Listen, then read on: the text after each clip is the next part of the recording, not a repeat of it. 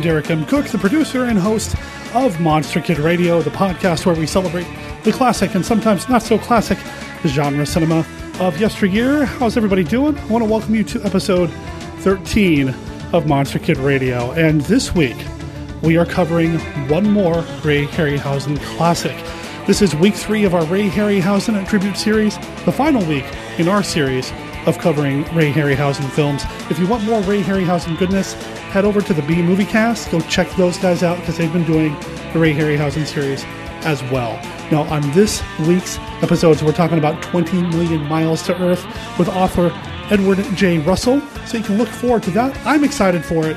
This is a movie that I am so glad that I got a chance to revisit with one of the most iconic creatures in the Ray Harryhausen bestiary. The music that you heard at the top of the show was the song Escape from Nebula M. Space Hunter from the band Daikaiju. It appears on their album Phase 2 and appears on this episode of Monster Kid Radio by permission of the band. You can find out more about them over at their website at daikaiju.org. That's DAIKAIJU.org. If you do contact the band, either at their website or on their Facebook page, tell them that Monster Kid Radio sent you. We have a Facebook page and a Facebook group, so look us up over there. Have some conversations happening over in the group page, and we appreciate all the likes you give the Monster Kid Radio page over on Facebook. And of course, you can reach us over there or by email at monsterkidradio@gmail.com or by voicemail 503-479-5MKR. All of this is available on our website at monsterkidradio.net. I want to give you a sneak preview in the episode that comes out in 2 days, episode 14. We're announcing a contest, the very first contest here at Monster Kid Radio, so you'll want to come back for that here in a couple of days. Between now and then, I hope you enjoy part 1 of our conversation with Edward J. Russell about 20 Million Miles to Earth, which we'll get to right after this.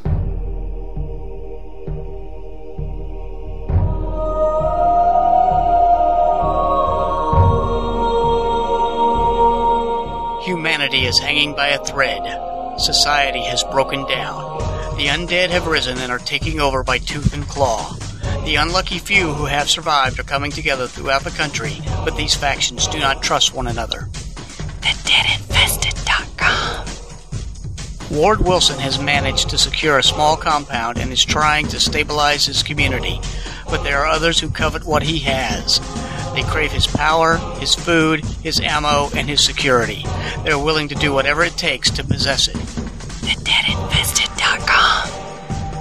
The remnants of a well-armed and motivated military unit, a nomadic biker gang devoid of rules and morals, and the struggling citizens of Ward's compound are all set to clash when a stranger appears. A stranger who just might be the key to what has happened and the answer humanity desperately needs. TheDeadInfested.com.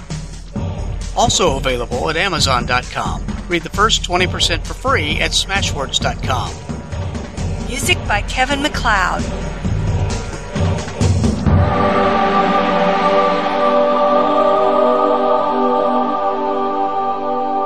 I'd like to welcome to the show a man who, if you've listened to podcasts before, you might remember his voice. He was one of the guys, one of the men behind the Plan 9 from Cyberspace podcast, and now he's an author. We've got Edward Russell on the phone. How's it going, Ed? Hello. Hey, it's going great. It's nice to be here. Definitely, man. It's been a long time since we've heard you on a podcast. How have things been? It's been going really well. I've been keeping busy, and I graduated college. Only took 2 years, but I got through that. Nice. And you've been busy writing? Yes. All right. I've got 2 books out there, and I'm working on a 3rd and a 4th at the same time. Oh, wow. So I want people to know where they can find your stuff. So let's mention it real quick. Your first book, your debut novel, The Dead Infested, Second Bane, right? Yeah. And it's a zombie novel? Available on Amazon. You can get it on Kindle for 99 cents. So. Now, is there a dead or perhaps undead tree version as well out there? Yes. You can get print or Kindle, yeah. Excellent, excellent. And then we also have an anthology, right? Oh, well, sort of. It's got 3 short stories and a novella in it, and it's called Flaws and Claws. And I was trying to do sort of a horror comedy thing so that the first and the last stories are meant to be more funny, and the 2 in the middle are just straight-up horror stories. Because I'm a big fan of the horror comedies like Tucker and Dale versus Evil, Army of Darkness, things like that. I wanted to try and mix the two. And because that was my graduating year, I didn't have as much time to write. So I put that together and put it out there. I really think the first story is very funny, and the final story has zombies in it. So you can't really go wrong with that. Right on, man. Well, you say you love horror comedies, but then when I put the call out, who wants to talk about a classic movie, you don't bring up this classic horror comedy, but you bring up 20 Million Miles to Earth, which is just a science fiction adventure kind of thing. Right. It's one of the Harryhausens. I just love all of those movies. They had such an impact as a kid. Out of all the genres out there, the giant monster are by far my favorites. Now, do they have to be American giant monsters, or do you get into the kaiju films as well? Or not at all. I love all the Godzilla, the Gamera. If I can understand what's going on and it's got a big man in a suit, I love it.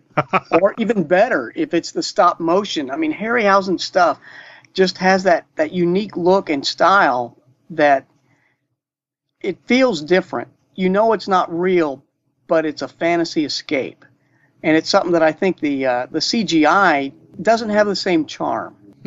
There is an otherworldliness, especially when he's doing like the big monsters, because clearly they're not of this world, that sort of thing. But he still manages to imbue a certain sense of life in it. There's a couple of shots in this movie, for example, when the big creature is unconscious, yet it's still breathing. The body is still moving. There's still a sense of warmth coming from this thing.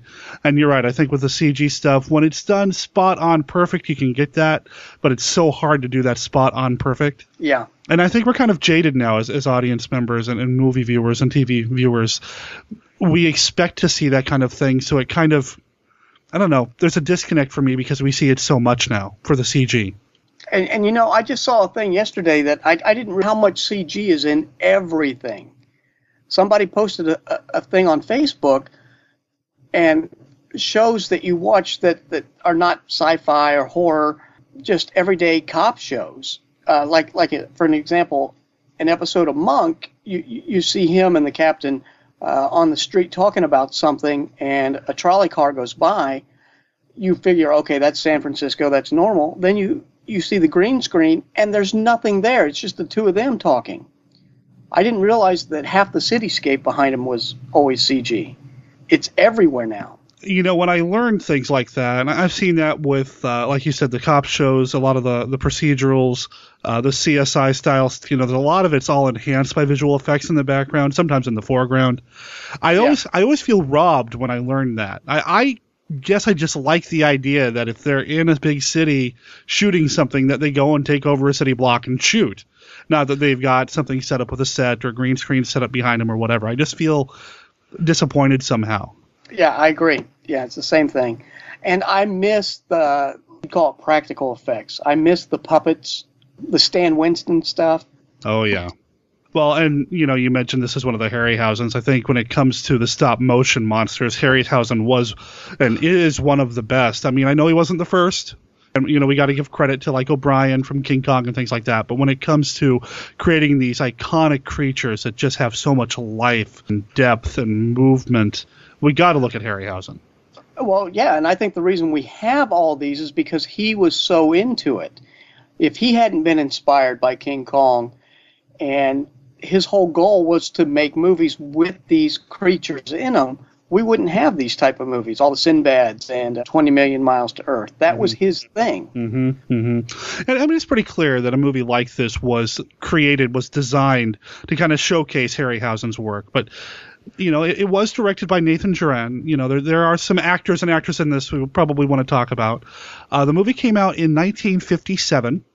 And this was not the first Harryhausen. I mean, this is kind of right in the middle of a lot of the Harryhausen stuff, right? Yes.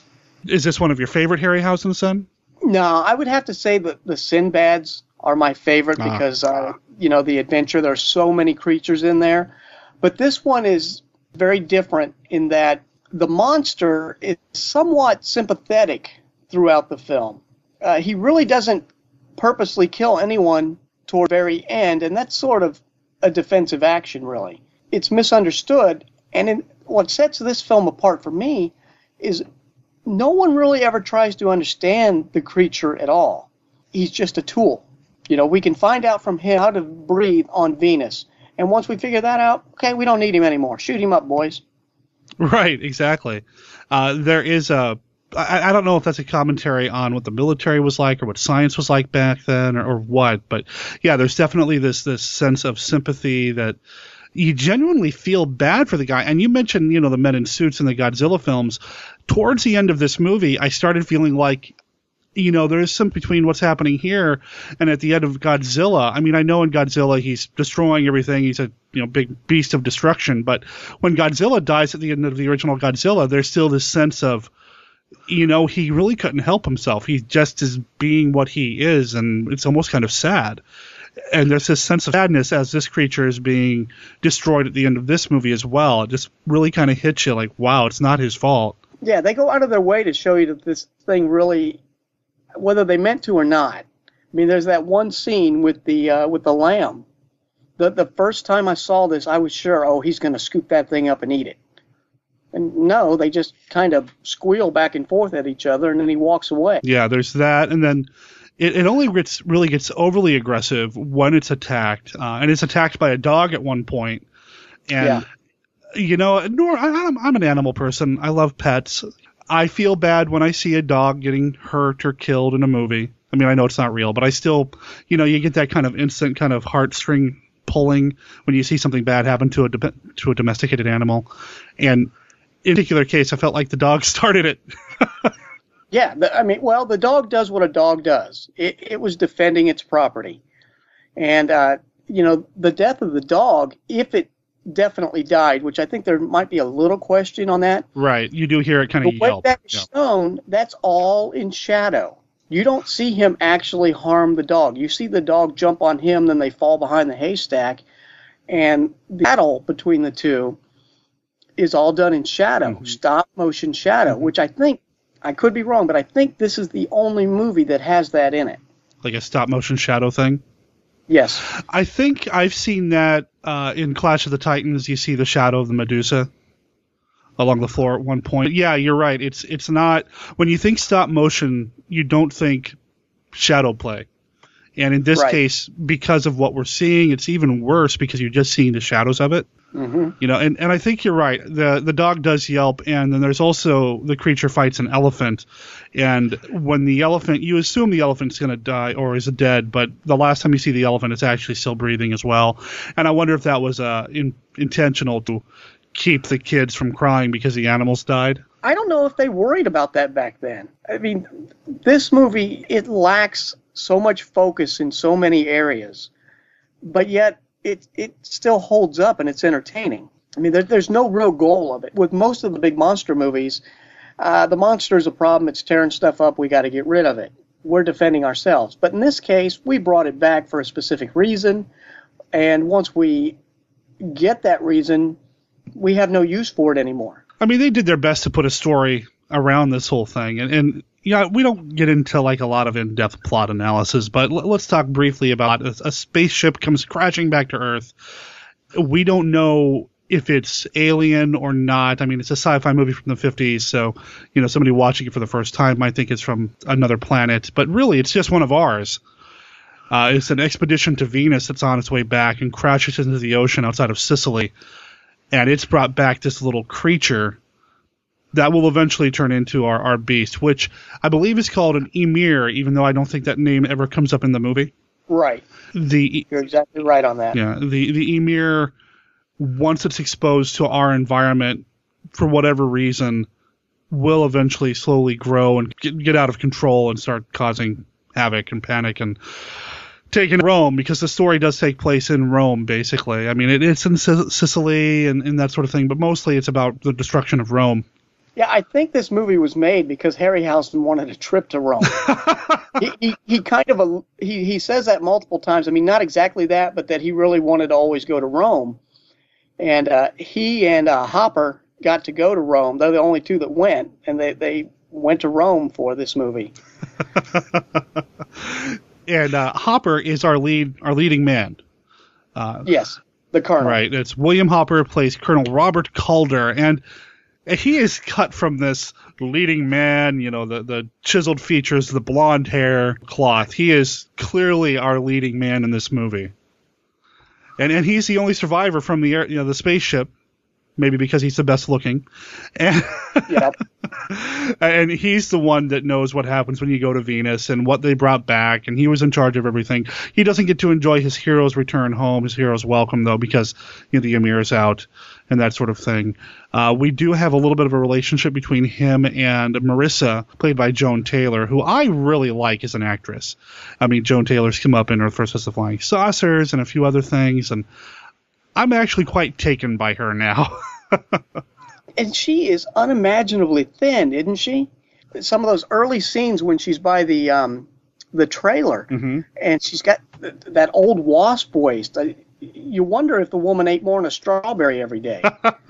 She's so thin around the middle. It's unbelievable. For this era as well, I know historically Hollywood's always been about making sure the women look good. I mean, and I get that. But for this era, she is much thinner than most leading ladies from this type of or this era. Yeah. She's very slender, very slim. But I really liked her. I mean, like I said, I'm quite taken by Joan Taylor these days. So, I mean, she's not going to bump Julie Adams off my list of potential 50s girlfriends, but... Well, she did show the most range of anybody in this as well. Well, that's true, too. As an actress, I think as a performer, she does everything. I mean, she gets to scream. You see her flirting with the Colonel. You see her having control over the Colonel because she's also the one who's training to become a doctor. She pursues the Colonel. Almost a doctor. Yeah, Mrs. Almost a Doctor. Yeah.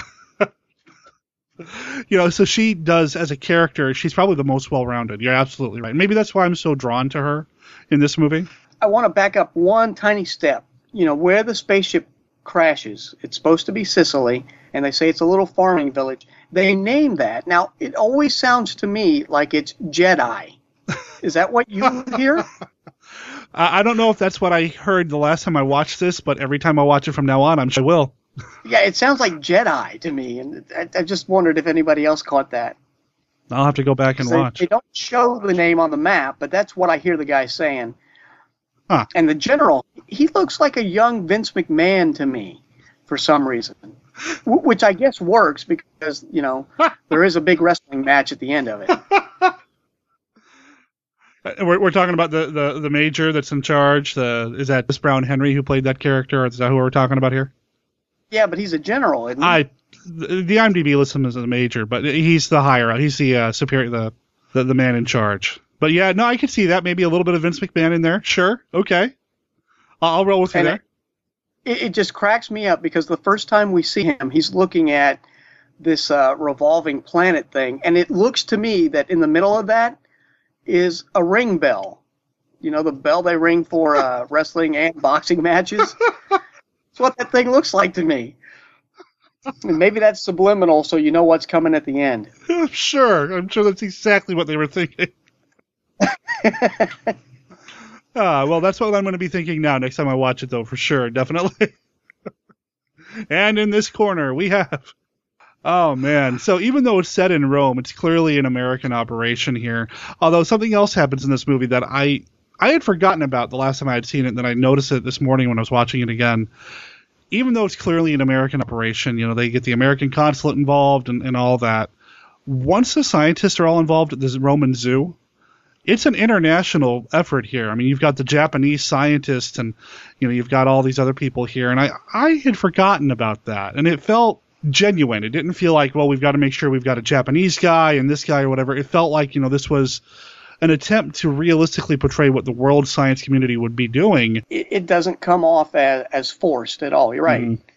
Now, granted, the Japanese, doctor could have said, well, when we fought Godzilla, this is what we did, but, Trademark. Yeah, exactly, right?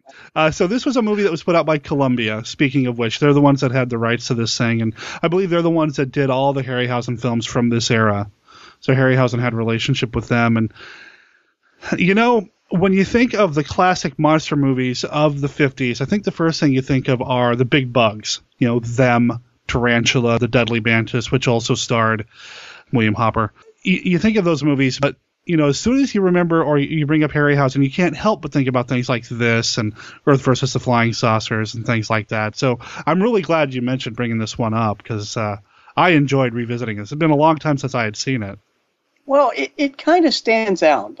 The title itself, 20 million miles to Earth, never really makes sense. How so? Well, is Venus 20 million miles? Possibly. But the movie's not about going there and getting back. The movie doesn't even start till they come back. Right. The going there and coming back already happened. You get the sense that there could be a story here with them all going to Venus and having encounters there and then coming back. But, maybe that'll be the prequel that somebody will make someday. Who knows? And I doubt it. They're remaking everything else. Yeah, that's true. At one point, though, they even mention 20,000 Leagues Under the Sea. Like, they just kind of throw that out there, like that's where the ship is now. So, yeah, I suppose the title does kind of, I don't know, it does sound like a sci-fi catchy title, though, right? Yeah, I'll give you that. But to me, at 20 million miles to Earth, that makes me, just looking at the title, it makes me think, okay, these are people that are stranded away from Earth. Ah, okay. This movie's not going to take place on Earth. It's going to take place somewhere else, and they need to get back. Gotcha. Okay. No, that makes sense. I can see that. And, well, they sort of talk that in the future they're going to go back, and they want to go to Venus for minerals. There are a lot of, I would have to assume gold, platinum, things like that, if they think they can get. Right. I was also taken with how easily the Colonel was able to reintegrate into, being on Earth or getting to the Earth environment again once they got back. Because don't they say in the press conference they were gone for, 13 months? Yeah. You would think, at least I would think, that, especially with 1950s technology, having been to Venus and back, cooped up in that little rocket, there'd be a little bit more of an adjustment period for him being back on Earth. Heck, when we sent somebody to the moon and brought him back, we put him in quarantine for a little while. Yeah. So I would think there'd be a little bit more than just miss almost a doctor fixing him up and then moving on.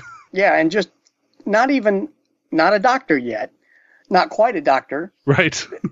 You would think that they would have swarmed there, quarantined everybody, and had a massive debriefing. But no, it's like, okay, you're back. This thing got away. We got to go find it. We don't want to kill it. We need to catch it. Right. Which does become an issue with the Italian government, because once it starts killing people, once it starts causing damage, and now they want to kill it, and they're not really down with the whole American military science machine, let's capture it and learn from it. We just got to destroy this thing. So there is a little sense of a conflict, maybe kind of a race to see who gets it first. Although the Roman officials seem pretty incompetent about the whole thing. Yeah, they seem to be chasing it, and then they just sort of disappear. Right, that whole part of the story just kind of falls aside. I like how they, use the plot device that bullets won't hurt it, because it doesn't really breathe. It doesn't have lungs or a circulatory system. Although we saw it breathing when it was unconscious. On the table, yeah. And plus they say the more it breathes our oxygen, the bigger it gets. Yeah, I mean, that's that kind of fuzzy science that you see in a lot of these lower tier science fiction movies, and I don't mean that to discredit the movie, but I mean, this is a B movie through and through. This was not aimed at adults or whatever. It's that fuzzy kind of, it doesn't have a heart, it just has a series of tubes. Oh, okay, well that answers that, right? But that's part of the charm. Yeah, that's true. And I'm not trying to I feel like I've been a little critical of the movie, and I'm not trying to be. I actually really enjoyed the movie, and I'm glad you picked it, because it had been so long since I had seen it. And that this creature, the Ymir, was sort of the prototype for the Kraken. You think so? Well, I suppose, yeah. Yeah, he says that in the commentary. Oh, okay. That he used that the face is sort of what became the Kraken's face. Well, and you can see that too in terms of the reptilian design, the skin texture, maybe even kind of how the hands and the arms move. You're absolutely right. It certainly has an aquatic feel to it, even though this thing's on land most of the time. You see it especially in the tail movement, the way the tail kind of moves. It moves as if it's swimming everywhere it's going. Yeah. What did you think of the Ymir? I liked it as a creature. It just sort of, well, we should say that the way this thing is introduced is there's a big pot of slime or goop, glop, whatever. And in the black and white version, it almost looks like an elongated snowball sitting on the table. Okay. In the colorized version, you get the green color. You start to get a feel that it looks much more alien in the colorized version. And it just sort of pushes its way out of this goo. And then you've got something that looks like a little imp, or I think he called it a homunculus. Okay. And it grows from there, and Yeah, it definitely has a reptilian, almost amphibian look and feel to it. Definitely very alien. Yeah, right off the bat, it definitely has that kind of... It feels like it's from an ocean or an oceanic environment, which is not what I associate with Venus, but... No, but fuzzy science, once again. And that's okay. We can accept that. And the zoologist makes the comment that it has the body of a man. It definitely has a chest and arm muscles, and the legs work more like a biped than our reptilians that generally have 4 or no legs. In fact, I think all of them are that way. Do we have any 6-leggeds? No. I don't think so. I'm sure a listener can think of something, though, if we're missing it. So, no, and I liked how it moved. I thought from the chest up, it did have a very humanoid look, but I think Harryhausen did a really good job with the way the legs move. They don't move quite like how humans would move. Right. I really did like that. And the tail is completely independent, and it seems to move naturally. Yeah. The tail on this thing is not just an afterthought, which in some of the Sinbads, I thought some of the creatures with tails, the tail was more of an afterthought. Oh, yeah, we got to move this too. Okay. Which is a nitpick, but it's with just one creature to animate, he had more time to concentrate on it. Right. That's true, yeah. There is only one monster in this. You're right. In some of the later movies, he starts piling them all on, like with the Sinbad movies. And the rocket ship itself, those were both also stop-motion animations. You can kind of tell with the rocket ship. I feel like when we see the flying saucers in Earth versus the flying saucers, it's a little bit more sophisticated. With this one, it did feel a little... It's not quite where his strength was. Right. It's one of the weakest animations, but it's a small segment, so... True. And that ship is so massive. It was huge. It's humongous. And when it cracks me up when it goes down that, as we all saw on Titanic, everything gets pulled down with it, but not in this movie. No, not at all. The guy can just swim away from it. And did you notice that the 2 astronauts were not in the boat when they were rowing away? Oh, no, I didn't. Yeah. They got the little boy rowing, Pepe. and apparently there were two actors that played Pepe. Oh, really? Yeah, that's what I got from the commentary. There were 2 of them. Huh.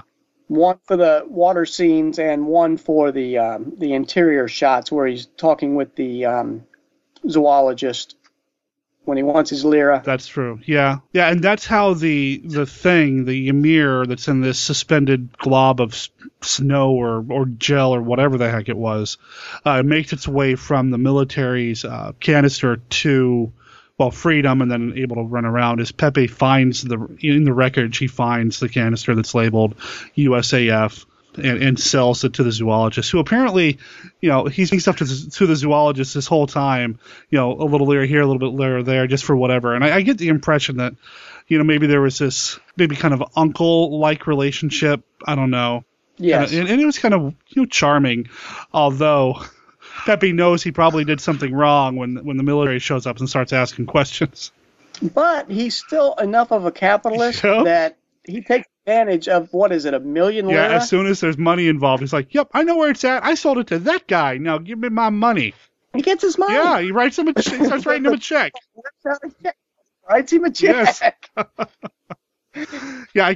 That's great. So the kid makes out like a bandit. Oh, yeah. He gets his cowboy hat and a cowboy. That's right, because he wanted to have a cowboy hat from the country of Texas. From the country of Texas, yeah. Which I'm thinking, I've been kind of falling under the spell of spaghetti westerns lately, so I'm thinking you're in Italy, yet the westerns that you guys that he's wanting to be part of are from, our part of the country, our part of the world. You're in Italy, man. That's where the spaghetti westerns are from. Come on, but whatever. Now you know why he was so into it and had so much knowledge. There you go. That's it.